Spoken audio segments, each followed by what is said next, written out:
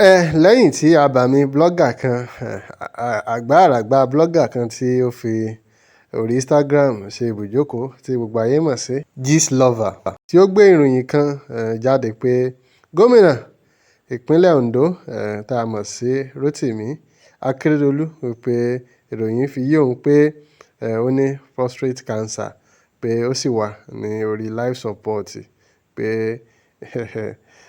àfàìmọ̀ pé kí bàbá wọn ti jọ́lọ́run nípè. Bí Gistblogger ṣe gbé ìròyìn ọ̀hún nù wípé n tóun rí gbọ́, pé wọ́n ní bàbá ti wà ká, pé àwọn kan tí ẹni wà unconscious for àwọn wákàtí kan.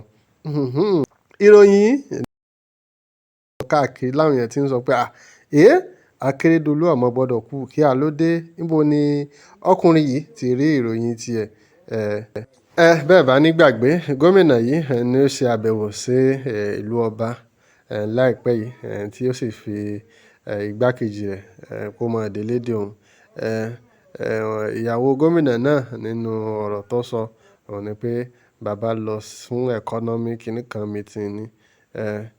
Àmọ́ ṣá, lẹ́yìn ìgbà tí Gistlover tó gbé ìròyìn ọ̀hún jáde, àwọn alábàáṣiṣẹ́ gómìnà ọ̀hún tí wọ́n jọ rìnrìn àjò ọ̀hún tẹ̀ ń wò wọ́n yìí àti gómìnà òun ni wọ́n gbé fọ́nrán yìí jáde, pé bí bàbá ṣe wà lọ́wọ́lọ́wọ́ nílùú ọba rèé, pé kò sí ní tó ṣe. Gómìnà náà ńlẹ́rí tí ń fẹ̀yìn tí bàbá gbé gọ́bù sójú tí ń dunnú pé ẹ̀yin wo, ẹ̀yin lẹ́ẹ̀kú, èmi ò kú, ẹ̀dígbí mo wà, kòkòkò báyìí lára ọ̀tá lè. Bí ìròyìn ọ̀hún ṣe jẹ́ nìyí. Olúwa ti ṣe o, Èdùmàrè sọ̀rọ̀ mi dayọ̀.